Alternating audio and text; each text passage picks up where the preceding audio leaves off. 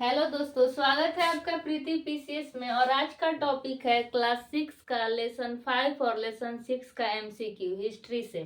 तो चलिए शुरुआत करते हैं। और पहली बात कि वीडियो को स्किप नहीं करना है, वीडियो पूरा देखना है, तभी आपको समझ में आएगा। अगर आप 17 बीपीएससी के लिए पूरी तरह से डेडिकेटेड है तो वीडियो को पूरा देखेंगे, तभी आप अपनी सफलता के अंतिम छोर तक जा सकते हैं।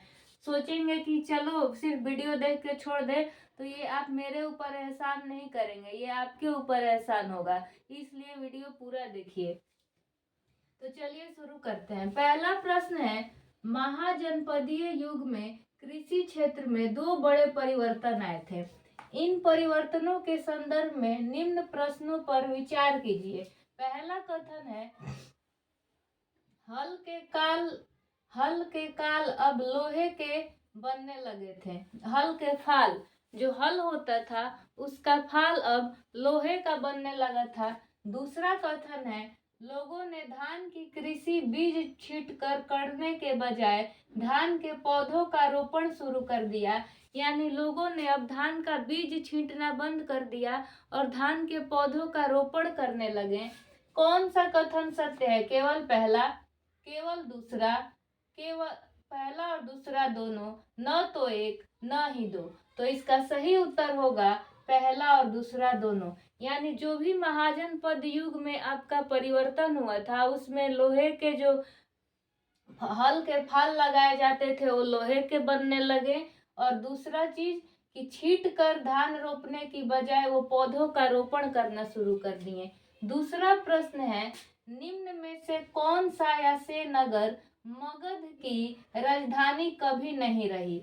जब ये राजधानी वाला प्रश्न बीपीएससी में हर साल पूछता है। राजगृह, पाटलिपुत्र, श्रावस्ती। तो इसमें से हमें मालूम है कि राजगृह और पाटलिपुत्र तो राजधानी रही थी, लेकिन श्रावस्ती कभी नहीं रही। तो अब देखते हैं कि क्या ऑप्शन 3 दिया है।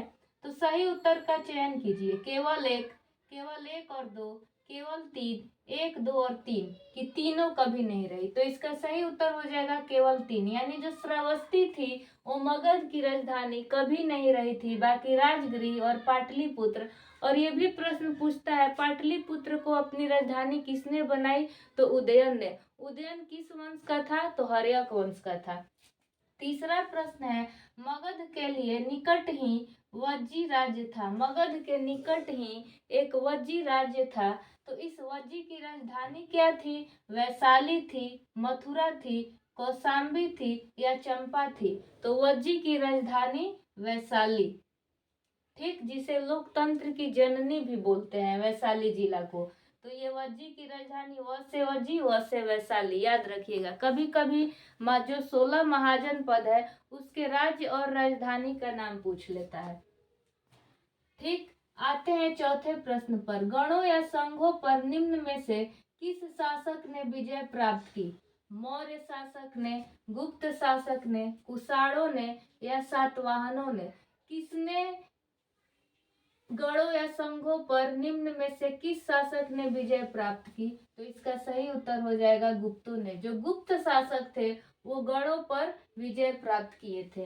पांचवा प्रश्न है, निम्न में से कौन उत्तर वैदिक ग्रंथ है? उत्तर वैदिक ग्रंथ को गोला घेर लेंगे। एक होता है पूर्व वैदिक काल, पूर्व वैदिक, और एक होता है उत्तर वैदिक। तो आप याद रखिएगा, पूर्व वैदिक में केवल ऋग्वेद आता है और उत्तर वैदिक में बाकी जो बचे अथर्ववेद, यजुर्वेद और सामवेद, ये तीनों आते हैं उत्तर वैदिक में। तो बोल रहा है उत्तर वैदिक ग्रंथ में कौन कौन आते हैं? ऋग्वेद तो पहला हम काट देंगे, जहां जहां पहला है उसको काट देंगे, क्योंकि ऋग्वेद उत्तर वैदिक का नहीं है। अब हमारा या तो 4 और 5 होगा या 2, 3, 4 और 5 होगा। तो चलिए ऑप्शन देखते हैं। यजुर्वेद, अथर्ववेद, ब्राह्मण ग्रंथ और उपनिषद। तो उत्तर वैदिक काल में ये सभी आते थे। यजुर्वेद भी आता था, अथर्ववेद भी आता था, ब्राह्मण ग्रंथ भी आते थे और उपनिषद भी आते थे। तो याद रखिएगा उत्तर वैदिक ग्रंथ ये सभी हैं, यजुर्वेद, सामवेद, अथर्ववेद, ब्राह्मण ग्रंथ और उपनिषद। ठीक है। अब यहाँ पे दिया है सूची 1 और सूची 2। सूची 1 में दिया है वैदिक कालीन वर्ण विभाजन। वैदिक काल में जो वर्ण विभाजन किया था ब्राह्मण, शूद्र, वैश्य और क्षत्रिय, और यहाँ पे दिया है वर्ण आधारित उनका कार्य क्या था। तो ब्राह्मण का कार्य क्या था, तो ब्राह्मण यज्ञ कराते थे। शूद्र का काम क्या था, तो ये सेवा देते थे। वैश्य का कार्य क्या था, तो विष और व से व्यापार करते थे। क्षत्रिय का काम क्या था, तो ये रक्षा करते थे।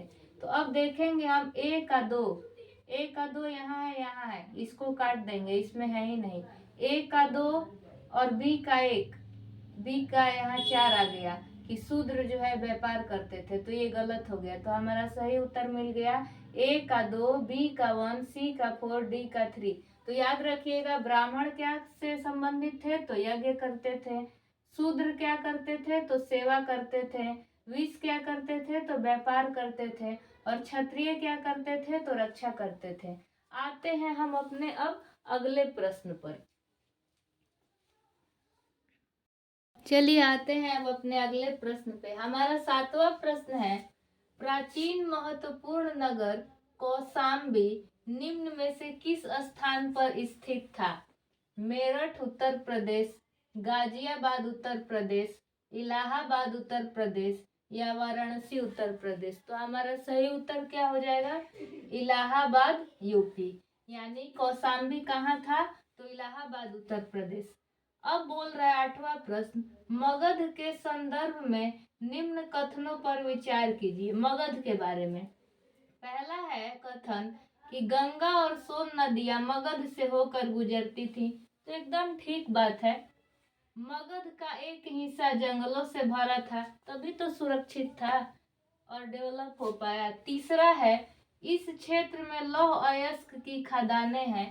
तो ये भी बात ठीक है, तभी ये हथियार बना पाते थे और इनके पास सैन्य शक्तियां थी।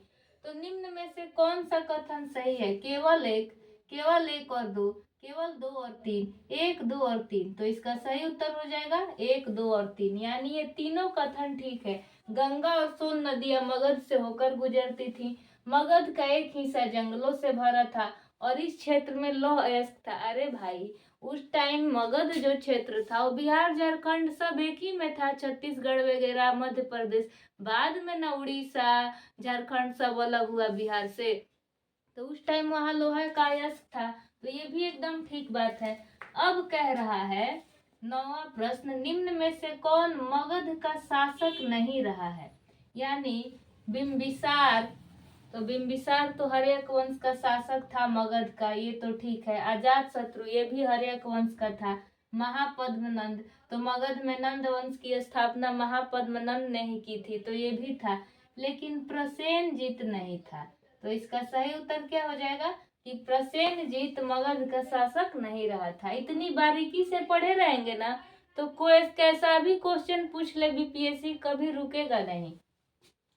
अब 10वां प्रश्न है कि वैदिक कथन है, वैदिक काल में प्रायः महिलाओं को शूद्रों के समान माना जाता था। तो एकदम सही बात है, वैदिक काल में महिलाओं को शूद्र के समान माना जाता था। और कारण है, कारण वाला कैसे प्रश्न बनाया जाता है, तो यहाँ जोड़ दिया जाता है क्योंकि वैदिक काल में प्रायः महिलाओं को शूद्रों के समान माना जाता था, क्योंकि वैदिक काल में सामान्यतः महिलाओं तथा शूद्रों को वेदों के अध्ययन का अधिकार नहीं था। क्या अधिकार नहीं था इसलिए उनको शूद्र के समान माना जाता था? तो नहीं, ये भी कथन ठीक है। वैदिक काल में सामान्यतः महिलाओं और शूद्रों को वेद के अध्ययन का अधिकार नहीं था, ये भी कथन ठीक है, ये भी कथन ठीक है। लेकिन ए और आर दोनों सही है, परंतु आर ए का सही स्पष्टीकरण नहीं है। ठीक, तो आंसर बी आपका सही हो जाएगा। अब आज का अंतिम प्रश्न है, दीघ निकाय निम्न में से क्या है।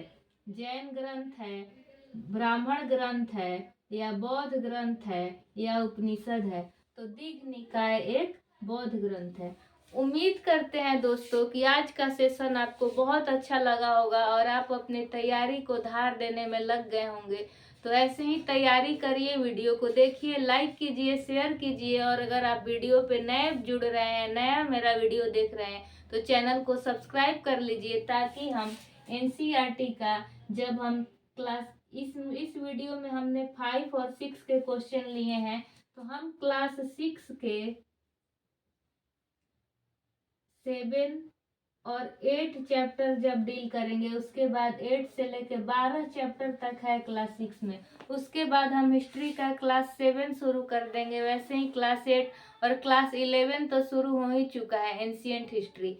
तो इस तरह से हम सारा एनसीईआरटी कंप्लीट कर लेंगे। तो आज जो भी प्रश्न देख रहे हैं आप, क्लास 6 का लेसन 5 और 6 के संबंधित जितने भी क्वेश्चन थे हमने कंप्लीट कर लिया।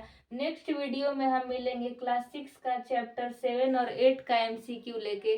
तो वीडियो को देखिए। अगर आपको वीडियो पसंद आ रहा है तो वीडियो को लाइक कीजिए और कमेंट कीजिए और मेरा मोटिवेशन बढ़ाइए। आपका एक एक कमेंट मेरे लिए बहुत अच्छा लगता है कि हाँ, आप देख रहे हैं, कमेंट कर रहे हैं, आपको वीडियो पसंद आ रहा है। Thank you so much guys for watching this video.